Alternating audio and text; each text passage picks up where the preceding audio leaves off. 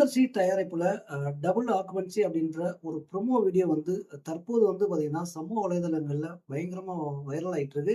இந்த ஜென்ஸிக்கெல்லாம் வந்து அதாவது இந்த 2 கிட்ஸ்க்கெல்லாம் வந்து பார்த்தீங்கன்னா, தொடர்ந்து இந்த வீடியோ வைரல் ஆகிட்டு இருக்காங்கன்னு சொல்லலாம். அதுல அப்படி என்ன சிறப்பு இருக்கு அப்படின்றதையும், அதுக்கப்புறம் வலைபேச்சு அந்தணன் அவர்கள் சொன்ன விஷயங்களையும் இதுல வந்து நம்ம முழுசாவே பார்த்துடலாம்.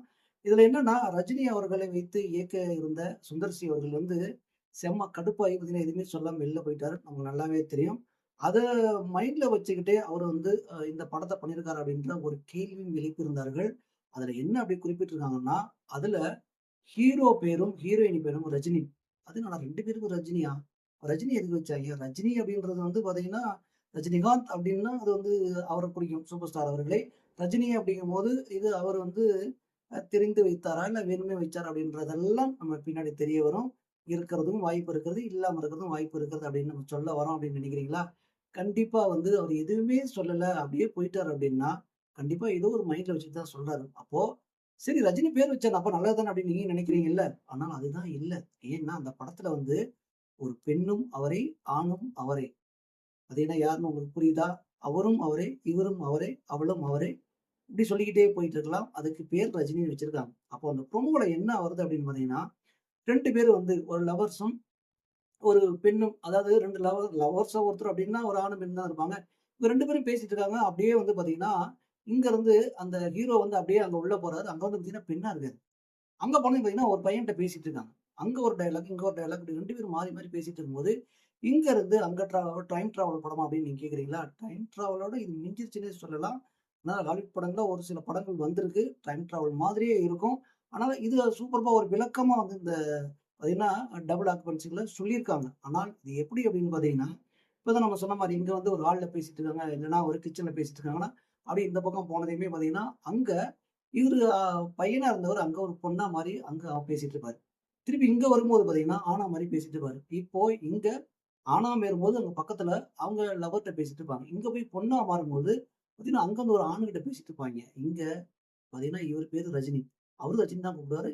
யாரு? அங்க அந்த லவ்வர் வந்து ஹீரோயினிய ரஜினின்னு கூப்பிடுவாரு. இந்த பக்கம் வந்து பார்த்தீங்கன்னா, ஹீரோயினி வந்து அதாவது லவ்வர வந்து ரஜினின்னு கூப்பிடும். இப்படிதான் போயிட்டு இருக்குங்க. ஒரு கட்டம் வரும்பொழுது பார்த்தீங்கன்னா, தெளிவா 2 பேருமே வந்து பார்த்தீங்கன்னா, இந்த பக்கம், இந்த பக்கம் மாறும்பொழுது, "நீ எப்படி இங்க வந்த? நீ எப்படி இங்க வந்த?" இப்படின்னு சொல்லி மாறி, மாறி பேசும்பொழுது பார்த்தீங்கன்னா, இவரு பெண்ணா இருந்த இடத்துல ஆணாகவும், ஆணா இருந்த இடத்துல பெண்ணாகவும் மாறி போயிடுவாரு. அப்போ இந்த சிவன் பார்வை இருப்பாங்க பார்த்தீங்களா? 2 பேரும் ஒரே உருவமா, அத அப்படியே வச்சு முடிச்சுட்டாருங்க. இந்த ப்ரோமோ வீடியோல இதுதான் சொல்ல வந்தாங்க. ஆனால் இது தெள்ளத் தெளிவாக ப்ரோமோ வீடியோல சூப்பர்பா கன்வே பண்ணி வச்சிருக்காங்க. ஆனால் இந்த விஷயங்கள் வந்து மக்கள்ட்ட ஒரு கதையா கொண்டு போய் சேர்க்கும் பொழுது, புரிய வச்சிட முடியுமா? இல்ல அந்த அளவுக்கு ஒருவேளை 2 மணி நேரமாவது அந்த கதைய நகர்த்த முடியுமா? அப்படின்றதெல்லாம் ஸ்க்ரீன் பிளே எந்த அளவுக்கு பண்ண முடியுமோ, அந்த அளவுக்கு தெள்ளத் தெளிவா பண்ணா தான் இந்த மாரி படங்கள்லாம் போய் மக்கள்ட்ட சேரும். ஆனா, இது கமல் டைப் படம் மாரி இருக்குதுல்ல? நமக்கு அப்படித்தானே தோணுது. ஏன்னா, கமல் வந்து பார்த்தீங்கன்னா, இந்த மாரி வித்தியாசமான படங்கள்லாம் வந்து சூப்பர்பா பண்ணுவாரு. ஏன்னா, அவருக்கு இது கைவந்த கலை. ஆனால், கமல் படத்தையும் இயக்கியவர் தான் சுந்தர் சி. அது எந்த படம்? அன்பே சிவம் படத்த இயக்கியிருக்காரு. ஆனால், ரஜினி படத்த இதுனா தயாரிப்பாளர் யாரு? சுந்தர் சி டைரக்ஷன்ல கமல் சார் தயாரிப்பாளர், ரஜினி ஹீரோ, சுந்தர் சி வந்து இயக்குனர். இப்படி காம்பினேஷன் இருக்கும்போது, இந்த படத்தையும் இந்த டபுள் ஆக்குபென்சி படத்தையும் பார்த்தீங்கன்னா, ரஜினி பேர வச்சிருக்காரு. கமல் சாரோட பார்த்தீங்கன்னா, அந்த டெக்னாலஜி நானும் இந்த மாரி பண்ணுவேன்டா அப்படின்னு சொல்லி ஒரு விஷயத்த சொல்ற வர மாதிரியும் பார்த்தீங்கன்னா, சுந்தர் சி சொன்ன மாதிரி தான் இருக்கிறது. ஆனால் டபுள் ஆக்குபென்சி ஒரு வித்தியாசமாக பார்த்தீங்கன்னா, அந்த ப்ரோமோ வீடியோ இருக்கிறது. ஆனால் அது ரொம்ப நல்லாவும் இருக்குன்னு வச்சுக்கங்களேன். ஆனால் நம்ம ஆரம்பத்தில சொன்ன மாரி எந்த அளவுக்கு ஸ்க்ரீன் ப்ளே பண்ணி 2 2 நம்ம உட்கார வைக்கிறாங்க அப்படின்றதுல தான் சுவாரஸ்யமே இருக்கிறது. அது இந்த இயக்குனர் கொண்டு வருவாரா? எந்த அளவுக்கு திரைக்கதை பண்ணி வச்சிருக்காரு அப்படின்றத ஒரு சில நாட்கள்ல நமக்கு தெரிஞ்சு போயிரும். ஆனால் திரும்பவும் இங்க வருவோம். ரஜினியை வந்து பழிவாங்குவதற்காக சுந்தர் சி இந்த பேர வச்சிருந்தார் அப்படின்ற சந்தேகம் வருதுல்ல. ஃபர்ஸ்ட்ல ரஜினி பேர் வச்சிருந்தா என்ன பிரச்சனை அப்படின்னு கேட்டோம்ல. இப்போ இங்க ஒரு ஆணும், ஒரு பெண்ணும் அவரே. அதற்கு பேர் என்னன்னு உங்களுக்கும் தெரியும்.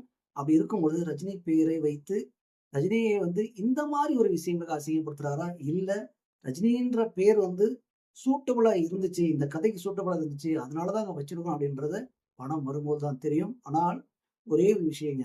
சுந்தர் சி அவர்கள் வந்து ஏன்னா நீண்ட காலமாக சினிமால இருக்கிறாரு.